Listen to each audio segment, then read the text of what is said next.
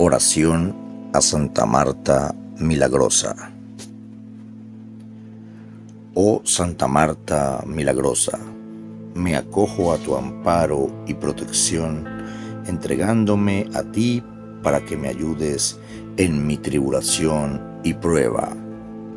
Intercede por mí y por toda mi familia, para que conservemos siempre en nuestros corazones a nuestro Dios, viviendo en su gracia y detestando toda ofensa contra Él.